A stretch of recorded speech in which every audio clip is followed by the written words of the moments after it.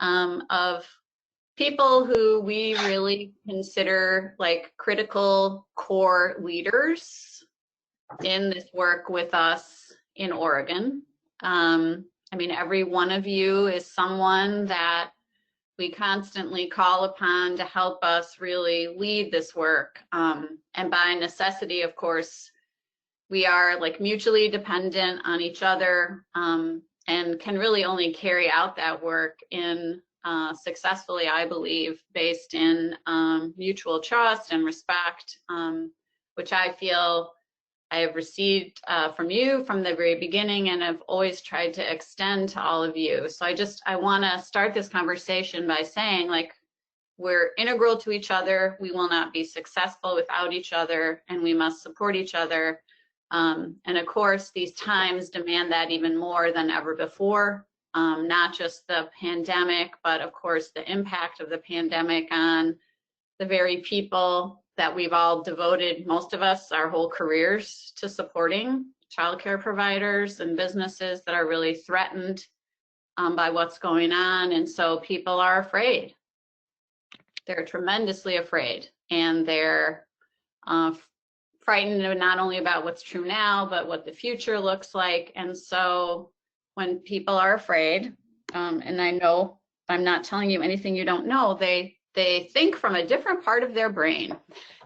And that often leads to people reacting and communicating in ways that aren't helpful, and actually hurt the cause, don't help the cause. And so that's one aspect of, I think, what I want to be able to talk about today is how are we creating the conditions under which people can most likely stay as far up in their frontal cortex as possible, both because it's going to make them better leaders in their own child care. It allows them to be receptive to what you're actually sharing with them. Because if people are back here in their what I would call their lizard brain, euphemistically, you don't really learn well from back there. And so the very nature of the work that we're all trying to do is really just support people's learning and the uptake of what is just a barrage of information. And I don't think that's going to be ending anytime soon.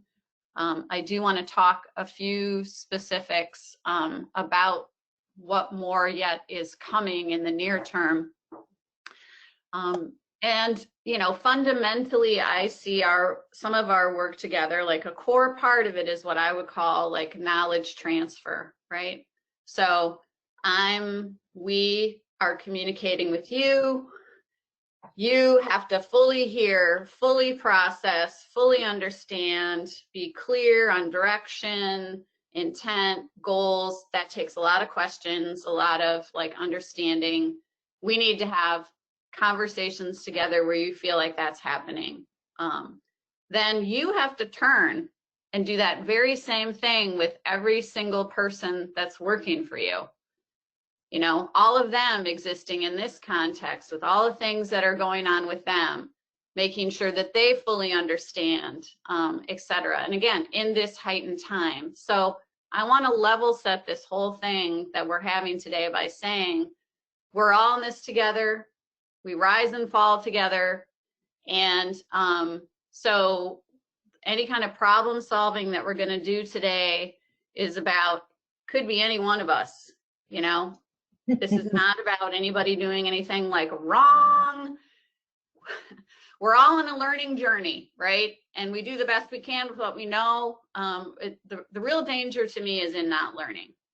And so if we can learn together, we can succeed together. But if we cannot learn together, we will not succeed together. So I see this as a stock-taking moment where, because there is still so much that lies ahead, it's very important that we take some stock. And so what I thought would be helpful today is to talk a little bit about what we think is going well in terms of you receiving from us the kind of information that you really need to be able to fully understand, you know, kind of what the heck is ELD talking about? What do they really want us to do? How do they want us to do that? What's going well about that? And then also being able to be somewhat reflective on your own parts about like, how well is it going with making that knowledge transfer to staff? Do you feel like you're landing that? Are you finding, you know, unanticipated consequences where you think you've landed stuff with staff and then you're like, oh my God, didn't I just tell you not to do whatever? Or didn't this person give you instructions? So how is that going? But I really want to get to the place where we can do some problem solving around what could be going better, and use some specific examples. I know we have one, you may have some other ones, because like I said, this could be any one of us who could be struggling with this. So does that sound like it's a reasonable, useful conversation for us to have together? So let's start there. Like, what is going well? I mean, are you feeling like you're getting timely, useful, accurate information from ELD? Are there things that are going well? Let's just start there and then we can talk about improving after that. Go ahead, Karen. Good morning, everybody. Okay, so what's going well for us is, I'll give you an example. What happened in our shop is we received an email from the regional licensing person from our area and a licensing specialist, as well as from John and Lisa, that they were hearing something in the field that our team was doing. That helped me say, okay, did we complete all of the training that we needed to? And then I was able to reiterate that in our daily check-in this morning of how important it is in case any holes occurred. I think that that helps a lot. As far as communication, I feel like we are usually the last to know, and we find out on Facebook. And it's because it's on the union's Facebook page. And so we have providers that are contacting us about a specific thing that we haven't heard about, but the union has. So that to me makes me feel like we're out of the loop. So those are the first two things I can reply to. Okay. Others that have something to share about what they think is going well in terms of the interface between ELD and all of you around communications. And also if things that could be improved, that's fine to do both. I saw Christine raise her hand and then Nancy. Good morning, everybody. I think these weekly calls, and in the very beginning they were daily at one point it felt like, or even there was even a couple a day at one point. And while that was really stressful to make them all, it was extremely helpful to know what was going on and to hear it straight from the division. Again, being in Multnomah County, there are a million ears, and I feel like it's like this huge race to get to the information first. But it's helpful when I hear it and hear it straight from the division, because then I can clarify, I can correct misinformation as best as possible in a timely way, because the faster we can do that, the faster the rumors stop. So these calls are extremely helpful for me and my team. It is sometimes difficult to transfer all of that immediately to my team because it is that fast. I mean, within the hour. So we have staff meetings on Wednesdays, and I get everything from today gets there Wednesday, and sometimes that's not fast enough. So that's something I have to relook at. Mm-hmm. Thanks, Christine. Yeah. I would just add one additional challenge that I have that isn't is probably for a few of us. I have a lot of bilingual staff.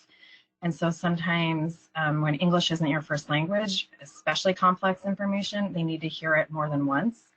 And so that is a challenge at times.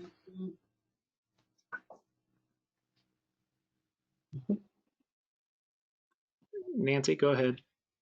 Okay. I agree with Christine. This hearing things directly from ELD in a timely manner has been wonderful. My other positive in all of this is I really have felt over the last month and a half that a lot of time has been spent coming to us and asking for our input on things. And I sincerely feel like our input is being heard. And that has been huge in all of this. Yes, the information came really, really fast, and I know, but I feel confident that you are getting it out to us as quickly as you can. So, thank you. I just wanted to say something very quick to that, Nancy, and I see Eva, and maybe did I also see Jerry? Yeah, so I just wanted to mention in comment to you influencing what we are able to act on. I mean, the imparting information part is great that you guys have it, but equally as important is what you're able to help influence before it hits the streets. And that was evident in the conversation that we had with Betsy and the grants. We were able to pull that back and do some work. And Christine was able to help us with some supply delivery around bleach, and the sheriff's office heading out, hopefully making calls prior to going out. I think that was a really important nuance to add to the system. So anyway, so I think Eva, then Jerry, did I miss anybody? Go ahead, Eva. Yeah, I just would build off of what has already been said here, is that the regular communication has been wonderful. To hear it from you and be able to share it with my team. We're doing daily team meetings, and then we're meeting weekly with licensing as well. So all of that communication has been super helpful. I would tag on a wish at the same time, is that it's felt like there's been a little less communication over the last couple weeks. To the point where I was able to see some draft phase 1 guidance for reopen, not from this group, but from the economic recovery team. And I was a little concerned that it had come to me from there first rather than from here. So just as they're stepping up, more meetings there and more time, wondering about the lessening hours timing that we're doing here, and whether we shouldn't be moving back towards a 2-hour meeting or twice a week, just so we're able to keep up with things as they move and change. So I would like to just talk a little bit about that. Because I want weird echo. Do people want to, is it corrected? Okay. So there are a variety of, I'll use the word stakeholders in this process, in this time that we are living in, who have different agendas, somewhat aligned, maybe not completely aligned. It was never the intention of the division that guidance would have been released by the economic recovery team. And it was not the intention of the governor's office that would occur either. I'm just being perfectly frank with you. So we were definitely behind on understanding that. I hadn't seen the guidance. I wasn't working on the guidance. The guidance was being worked on by Sarah and Miriam in the governor's office and OHA, because it is very sensitive, as you all know, because we are affecting people's like fundamental business practices by what is going to get implemented and what might be in place for the longer term. So I appreciate that that is not helpful to you. It was not helpful to us.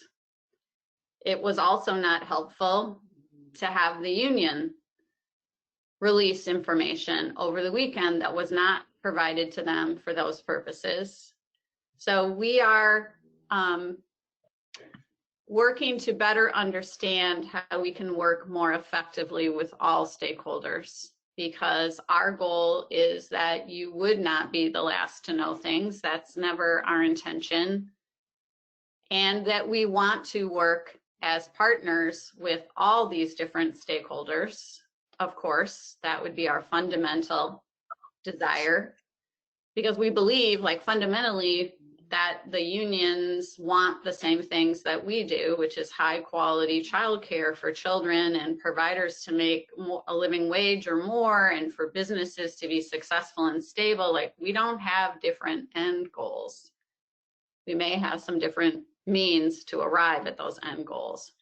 But I will say that we are examining our communications practices and our interface with many different stakeholders. This conversation today represents a part of that, and we will be doing that with others as well, because it doesn't do any good to our shared cause for us to be working at cross purposes with each other, or for the division to be essentially a punching bag for work that, while we can always take feedback and always improve, so don't hear that as, you know, there's much for us to learn and get better at, but are we fundamentally dedicated to the well-being of childcare in the state of Oregon and trying to do everything we can to support childcare providers within our scope?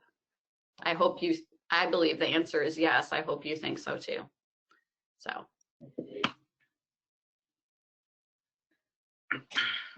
So I think I was next, and what I just want to say is that when I appreciate all the other things that people have said, and then when I have specific questions, you know, John, Lisa, and Margie have been marvelous at you know, taking that information via email, sometimes it's via phone, and helping us sort through those things. I think that I really feel I do really feel teamwork, and I also feel like, yeah, it's that we're really in this together. So I really, I know who to call, and I feel like, you know, John and I have had some really important conversations in the last week, and I felt like we could be really honest with each other and not at all feel threatened. So that's how we should be working, and I really appreciate that. Thanks, Jerry.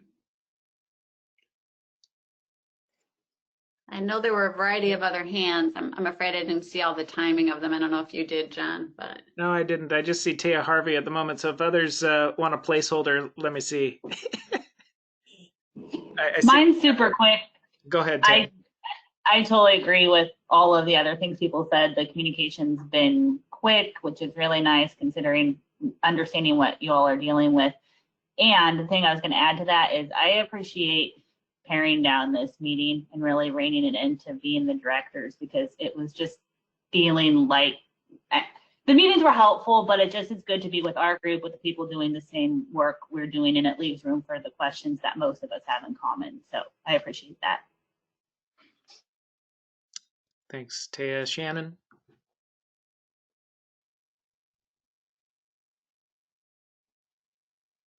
Nope. Can you hear me now? Yes. All right.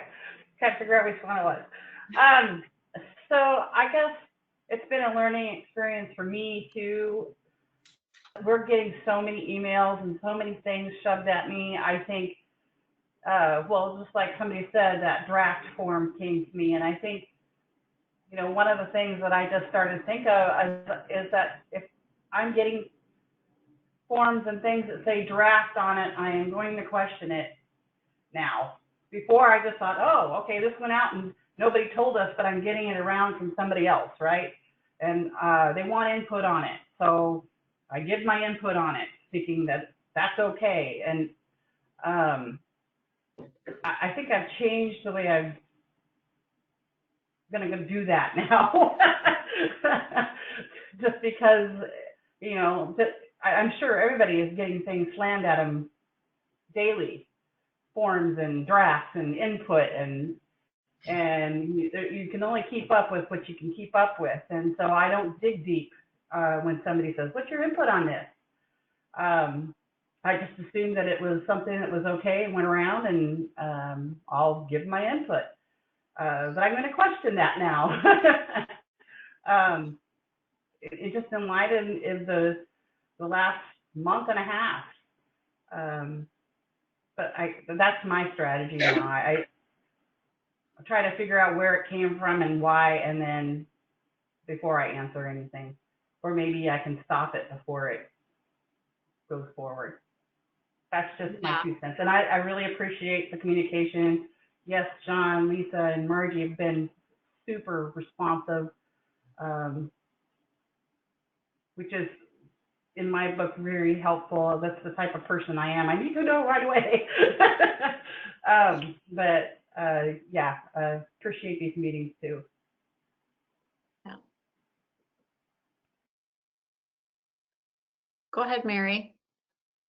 Well, I echo what everybody said, and I really appreciate being kept up to date and in the loop. And I agree that Margie and John and Lisa have been wonderful.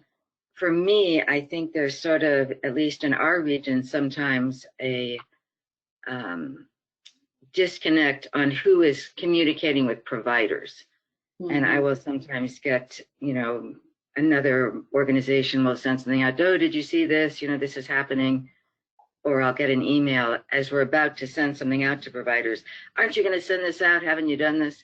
And I think for providers, it's also helpful to have, which I think we are, because we've worked really hard to establish that line of communication with them, that things that we think are going to directly affect providers, we are going to be the ones to tell them.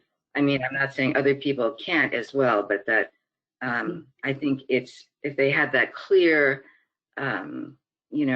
direct line, the R&R knows this information, they're going to share it with you. If you have questions, you can get back to us. I think for us, that would be helpful if that was kind of an agreement that there was kind of one source, initially at least, with the providers.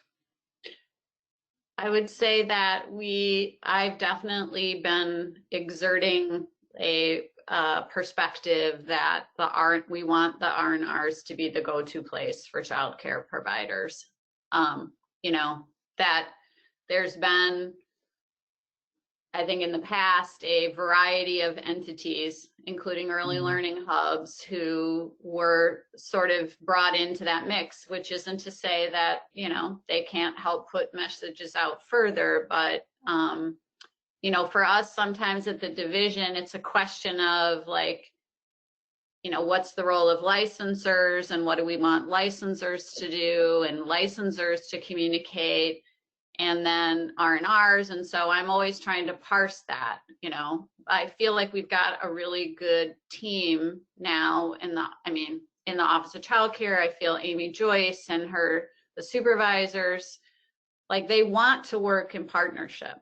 Mm-hmm. I think it's a situation where we could even get more synergy going than maybe has ever been true before between licensors and licensing and R&Rs. I know it varies perhaps by your experience, but I think there's an opportunity here to have that become even more useful to us, again, as a field, as a movement of people dedicated to trying to make sure that we have access to quality care and enough supply and all those other things. I think licensors want to be key partners. And to the situation that came up that was described by Karen at the beginning, where we had a licensor immediately say, this can't be right. I know the R&Rs are supposed to be helping, and then wanting to dig into that and not just being like, oh, that's the R&Rs. They just don't do that. Whatever.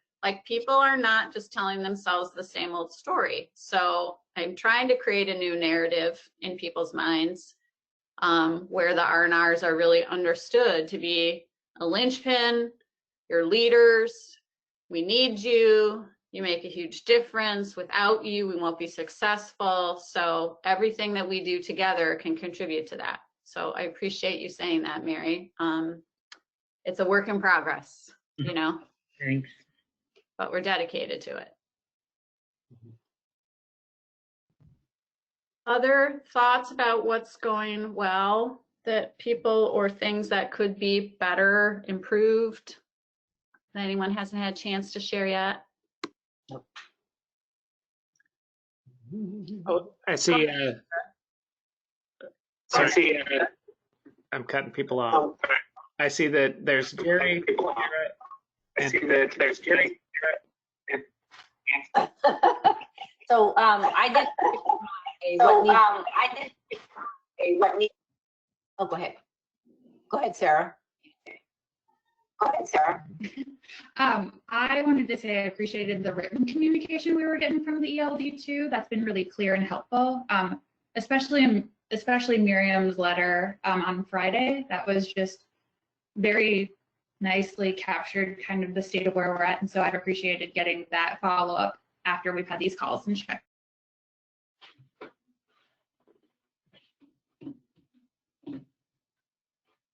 Go ahead, Jerry. So in terms of the things that that aren't working as well, there are times, and I think that the reopening slides were an example of this, where we were told to hold this tight, but it was already out in the press. Where, yeah, there's just it's unclear.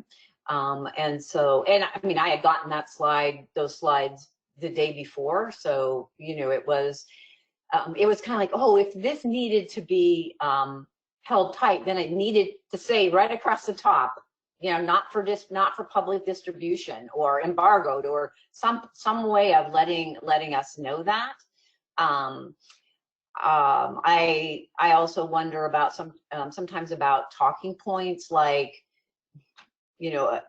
if there's a way. I know that there's not hardly any time, but like, these are the things we want you to communicate to childcare providers right now. These are the things that are for your information, for your staff information, but not to be shared, so we can somehow be clear about, again, what those things are, so that then we can provide more clarity for our staff. The thing that's a aha for me is that, like, with the early learning, and council made the decision about how that money was, those 4 ways that money was going to be spent, and we knew that that wasn't a done deal. I didn't realize until I watched the process how not a done deal it was. Like, I was, not knowing what the process was, that in fact 2 of the things that got, that we're going to move forward, were not, we're going to be shot down. So those are hard things to know, because that early learning council meeting was public, a public meeting. Those pieces were out there. What we said to our partners was, this is what the early learning council agreed as the target of this money. We know that this has not been approved yet. We said that, but it wasn't almost enough. Because then I think there was an expectation that those things were going to be, that was the direction the money was going to go, and obviously that's not the way it's happening. So that was a learning for me about how even a group at a really high level can make a decision, and it's not that it's not real yet is really it's not real. So I don't know how to deal with that part of it, but for as much as we know, if there's a way to label documents, and if there's a way to give us some talking points, or for us to think together about those, that would be helpful. Yeah, I think the governor's office didn't imagine that someone in the legislature was going to leak that PowerPoint to the press, which is, I believe, why it wasn't labeled. So, we, like I said, we have this situation brings out a lot of different things in people. And in some ways I've heard people say it both kind of lays bare what was already true, like within the disparities of people who are affected by COVID-19. It lays bare those health disparities that were always there. And then it also in some ways reveals things about it, just like it enhances things that are already true, where in a situation where there's a lot of uncertainty, there's almost a drive for a sense of control, even if it's just you pushing a person pushing a document around, like, I know something you don't know, or I'm going to give this to you because maybe I have mixed feelings about it. So I think that's a really wise observation, that we're in an environment, and because of the kind of conversations we're having, and even the council itself, they would say they didn't make a decision. What they actually, so this is parsing all this stuff, right? What they actually did was they supported a direction. And then they signed this, in essence, they signed a letter to the governor that said, we would support this direction. And then behind that, so if you pull back that curtain, behind that was actually a process led by the Legislative Fiscal Office and the Chief Fiscal Officer of the state and others who are making ultimate decisions about how will the state spend the CARES Act dollars in ways that are both good for now and either sustainable or don't create a sense that there's an ongoing state responsibility when we may not necessarily have the resources to fulfill it. So those are all things that I learned in the process too. You know, I knew that the council didn't make a decision, but I didn't understand that the state was going to then impose like a couple more layers of decision making. So, you know, we're always walking a bit of a tightrope between, I want you to know enough to be able to help you navigate in this environment so that when you hear stuff, you can think to yourself, you know, whether or not you respond, you're like, that's good to know, but I don't know if that's actually going to really happen. That's not what ELD said, but okay, thanks for sharing, you know, because I don't want you to be surprised. I do want you to feel like you have information to lead. So I would like to be able to talk to you before we close a little bit about what it looks like is going to happen related to this guidance that's been tossed around out there about the reopening. But I don't want to do that yet, because if there's more that people would like to say, I'd like to hear that before we do that. I saw one other hand, and it was Toby's. I don't know if I missed anyone else. And I like to just reiterate what everybody said, and even what Mary said. I've been getting information. As soon as we get information, I get emails or calls asking, have you got this out to providers? Are you doing this? And it's like within minutes sometimes. Right. Or especially from the hub or from even licensing. I hadn't even barely get off a meeting, and licensing is going, well, are you making sure that they're applying for the grant? I've talked to them, please, you know, make sure they're doing this, that, and the other. And I'm like, we're already making calls and trying to reassure them that we're doing what we say we are doing, because staff have been in communication with providers. And I had to set up a SharePoint page for my staff, being so far apart that I have a folder that says, here's the weekly updates from any letters or communication you guys have. And then if it's super important, I have a news feed that blasts them on their email automatically when I upload, saying this is very important right now. This is what you need to work on right now, because there is a lot of information, and some of it is hard to sometimes understand what it's going to mean or what it means, because just with everybody's feelings and emotions and what's going on, when providers call upset or frustrated, or partners call not knowing exactly what's happening, or they see what the union posts on Facebook, or just different things. So I try to make it where staff are in the know when they need to know. That way they're not hearing it secondhand. It's helping, but it's still the same. And then even just the information from the state, you guys keep putting it at a 9th grade reading level when you're sending it to providers, and our providers really need a 3rd grade reading level. Many of our providers over in Eastern Oregon don't even have a high school diploma. They really need it a little bit easier to understand, so we don't have to spend some of our phone calls or 45 minutes with a provider trying to help them understand one letter. And it's a lot because they don't understand it. or just different things like that. Or they don't open their email, or they don't answer the phone because they're not sure what's going on, or they're screening calls, or they're even screening emails.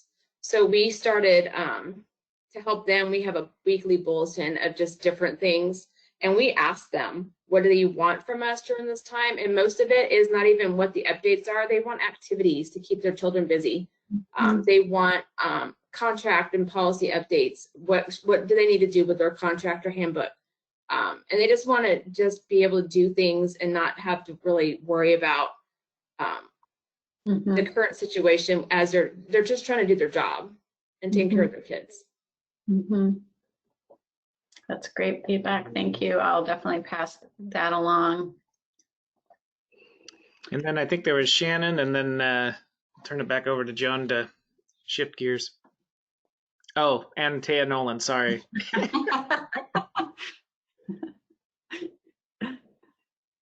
Go, Shannon. No, can't hear you, Shannon. Now can you hear me? Yes. Okay. I also want to impart something that I've learned as well, with one who uses social media quite a bit for our providers. So I have several pages on my Facebook, and one's like child care provider stuff for sale. The networks have their own. And I didn't until, and I try to monitor them as much as I can, but I had found several providers who had posted the Union Live videos when they were at the state capitol. They had posted on these pages, and I had just thought, and immediately took action. But I just want you to, during those kind of times, to make sure you look at your Facebook pages. And I had to send direct messages like, this is not a page for this, and please do not, blah blah blah. I had 2 pages that were compromised in that way with those videos. So just kind of be in mind and as strategy to look at those pages, because I had no idea that could have happened, and me not real Facebook knowledgeable, was kind of blown away that they would do that in those pages. But just something I learned. Yeah, I think it's been a time to, again, like reveal some things, and maybe needing to be a lot more forthright, like needing to say, you can't record what I'm saying to you, for example, unless you have my express permission, or however, other kinds of feedback. It's like, I think we're living in a time, again, where people are grasping at something that feels like power.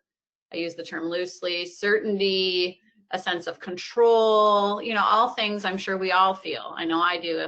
I have my own moments of that. They just express themselves differently. So I think being mindful of, are there ways in which we can be interacting, through all the ways in which you're touching people that could help give people a sense of efficacy? Like, what would that look like? Is that them? I don't know the answer. That's more of a question, I think, for all of us. How can we help people and to Toby's point, a lot of people just want to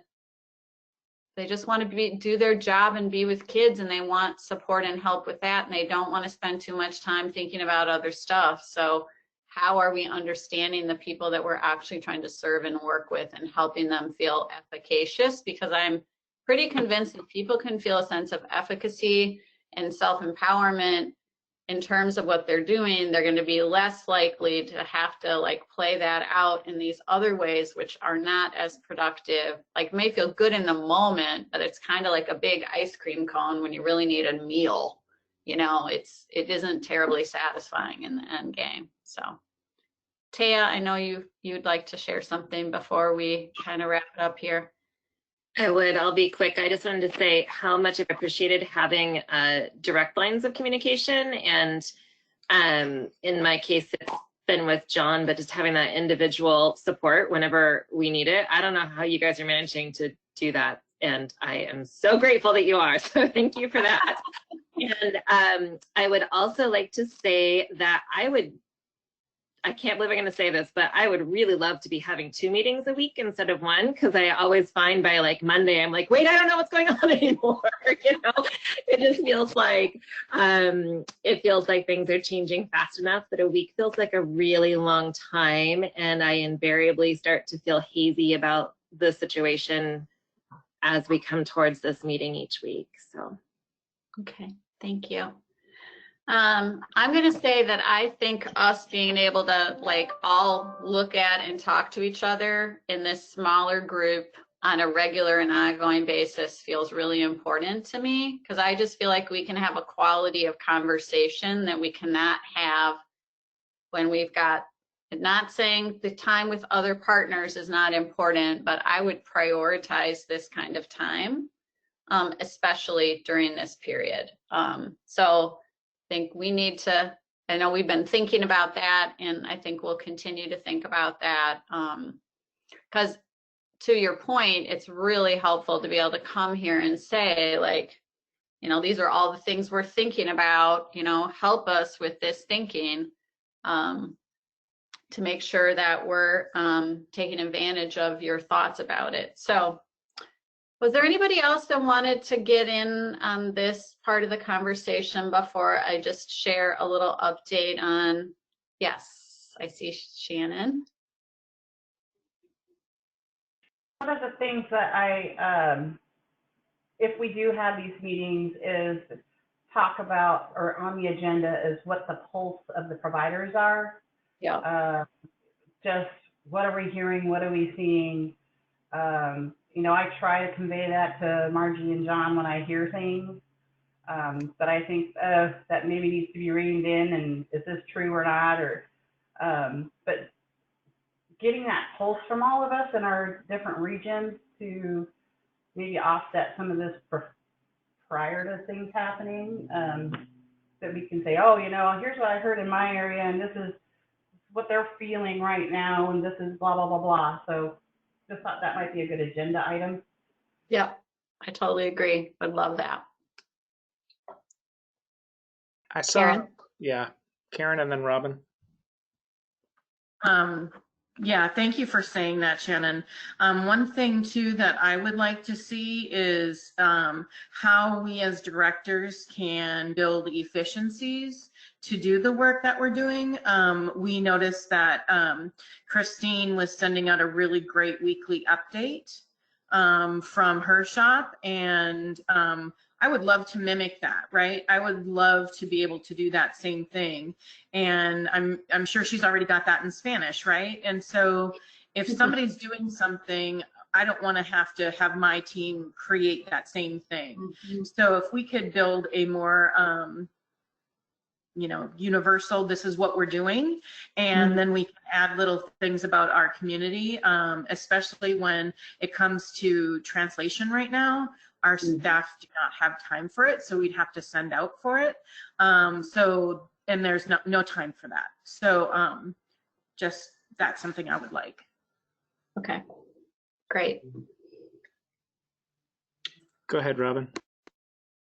Just quickly, I would say that what Shannon mentioned has been a real value to our participation as well, because our sort of centralized warm line has been on lots of forums. It's been very, very helpful to be in these calls weekly with all of you who have, and whose staff have, direct contact with providers a lot. I think it's really helped to make sure that the message that they're getting from us and from you is very similar, and that the information is coming directly from ELD to us, out to providers. And so I would just say that our participation on this has been greatly enhanced the service that we can give to providers because of hearing from all of you. So I would say it's a great source of information from ELD, but also from the field for us to really understand what everyone is hearing and what things need to be addressed, and make sure that the message is very clear across the system.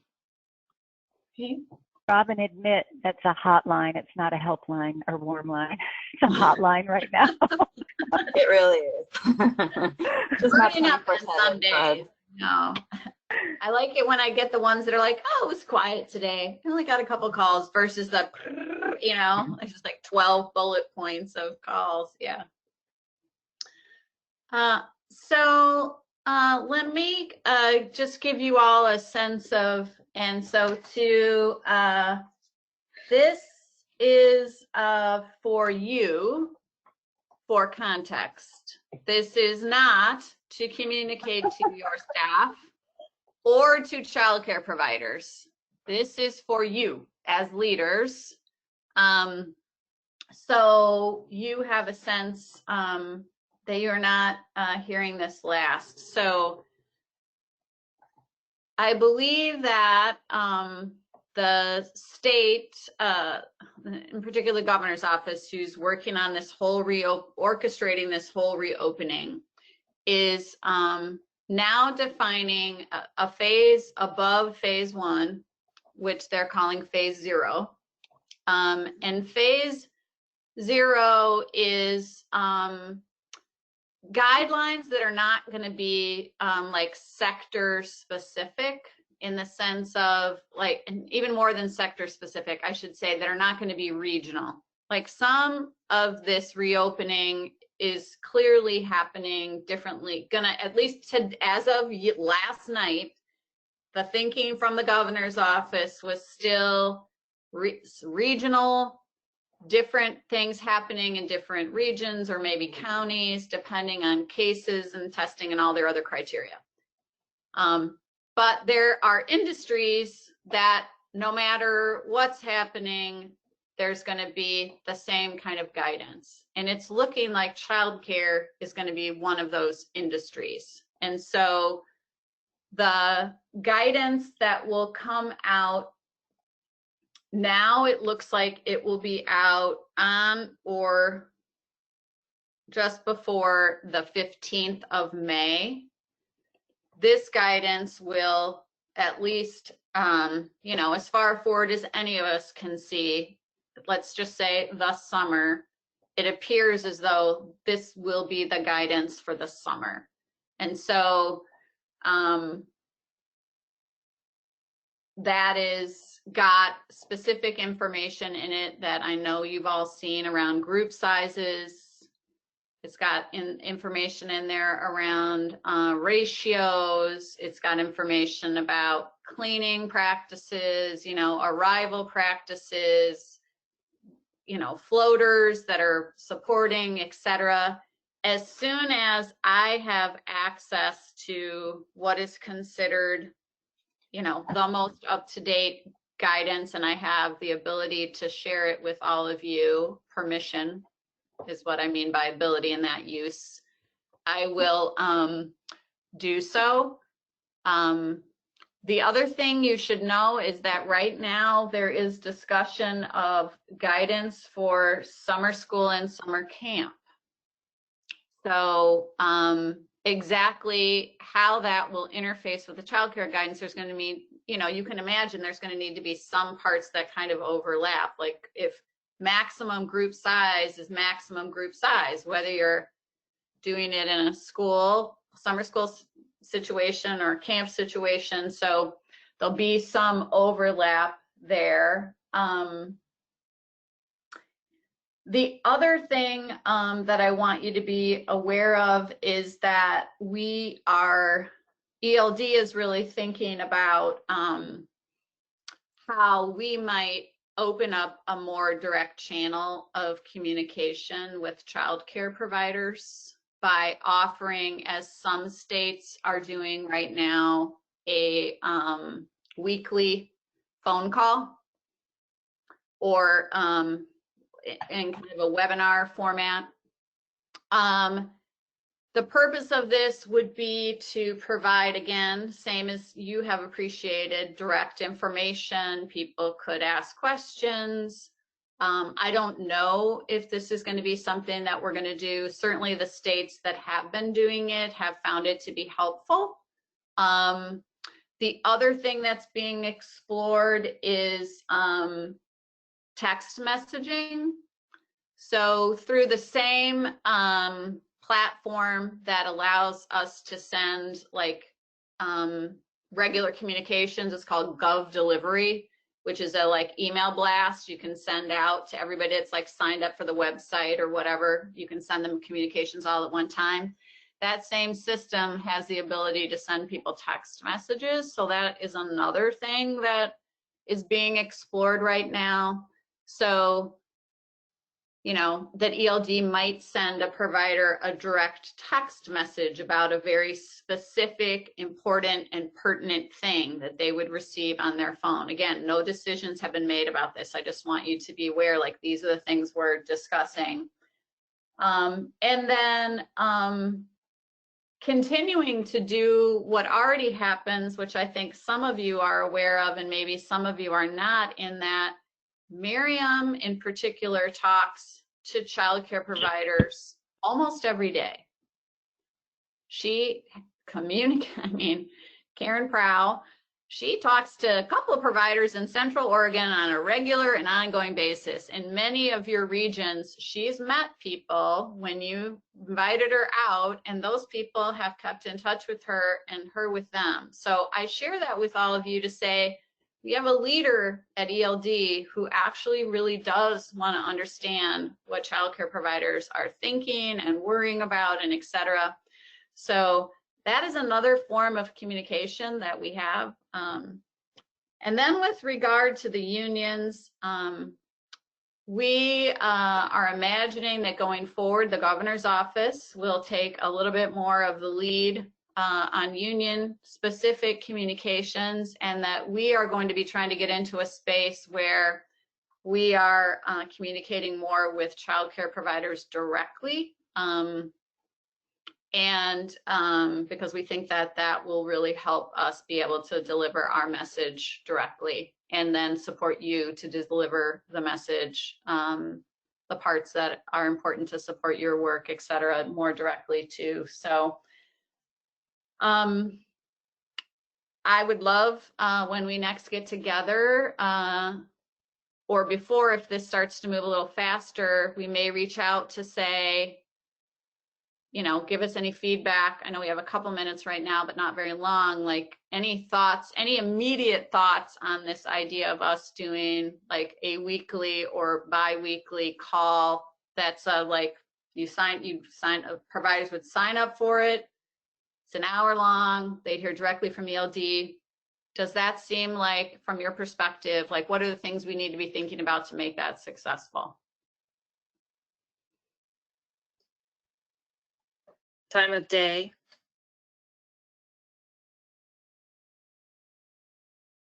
I think it's a great idea. From our RFs, I just hear frustration about webinars that are happening in the middle of the day when they just can't attend them and things like that. So I think that's just something to be sensitive to. We were thinking about evenings or Saturday, like in the early, like before noon on Saturday, not too early, but kind of in either an evening call or a Saturday late morning call. Yep. Making sure it's available in Spanish. Yeah. Make sure it's available in Spanish. Those can say language, yeah. Yep. Yep. Feels like it would be helpful to have the CCRNRs have access to answer questions afterwards, or if it needs to be direct line to you, that's really clear. Mm-hmm. Yeah, I think we don't want to take anything away from what you all are doing. We just want to try to cut through some of the fog that's been descending down, so it's a little clearer what our actual policy goals are more directly to providers in plain language. But yeah. Shannon? Well, and I said this way a long time ago that if you did the call, it would be nice to have it either in a Zoom call picture, getting names to faces, because I think that's how you build the trust. And, you know, there's always this message that's out there that, you know, we're hiding things from everybody. We're not, you know, and that's really not the case. We're trying to help you, right? And so if you can get names to who the program is, that really, I think, is super helpful. Jerry? So I think timing is an issue. So for example, if we hear something on Tuesday, but you don't do a call with the providers until Saturday, there's this, that's a world of time right now in our world. And so that timing is important. And we do have regular calls with our providers and we've got partner calls. So we, we have this meeting on Tuesday and then we do partner calls on Friday. We assume that things are going to shake out and settle down or whatever. And then by Friday, we work with partners. So, so timing is important. And then also would be helpful to know what you're going to be covering so that we know in advance, again, so that we're prepared. Yeah. Okay. Well, please continue to send your, I'm afraid I have to go to another meeting. And I apologize, I brought this up right at the end, but this is not the end of the conversation. So I want to say thank you for the conversation. The dialogue was very helpful, very useful. I would like us to continue to meet in this way. John, Margie, and Lisa, we'll talk about how to make that happen. Please send any additional thoughts. You can send them to John, Margie, or Lisa, whoever you normally talk to most regularly, and they'll get those to me. And then I'm going to have to get off, John, if you want to say anything else before you close. Thanks, everybody. Thank you, really appreciate it. Well, folks, I don't need to belabor this. I just really wanted to say thank you again for everyone coming on for a little bit different conversation. And just, I feel like it's nice that we were able to take a pause for a moment from just everything that is coming so fast and so furiously and changes so quickly during the course of what Jerry just mentioned in just a week. We could say something on Tuesday that's completely invalid on Friday. And so I think it's incredibly important that we're having these open discussions and talking through this. So I would say we didn't necessarily have time to kind of go through some of the case scenarios we had kind of wanted to get to, and I apologize for that. We wanted to talk a little bit more specifically about, how communication goes well and how it can sometimes go awry. And maybe there will be some time that we can etch out for another conversation around that. But if anybody has anything that they want to get to us, as Joan mentioned, please send it to Lisa or I right now. Margie's kind of in and out. But Jerry, I see your hand looking like you have a comment. Go ahead. Yeah, so I just want to say, and John, you can tell me if this feels appropriate, but I would like to debrief a case with the group, and I think we could do that in the Directors Coalition meeting on Thursday. John, does that work for you? Or would you rather that we do it at a different time with other people in play? No, I don't think so. I think it would be, and Jerry's referring to, a situation that happened in her region that would be very helpful, I think, for the other directors to just hear, how really good systems work and how being able to keep a pulse on how you're delivering information to your team is so critical. And when they, are out representing your entire organization on behalf of, what we're all trying to achieve, some things go well, some things don't. But I don't think that has to be in our group conversation. I think the directors having a nice discussion would be hugely beneficial. So I appreciate you, Jerry, being willing to kind of just put it out there as a one case study. And I know darn well there's other examples around the field. And so I think it'll be a good, healthy conversation, and really appreciate you being willing to do that on Thursday. So yeah. Great, well, thank you. Everybody, thank you so much for your time today. And we will get back to you soon on... John? Yeah, Lisa, go. I just wanted to also add, I wanted to share something that I think is going really well with this group too. We send you guys a lot of updates by email too, because we're not able to meet with you, a couple times a week yet.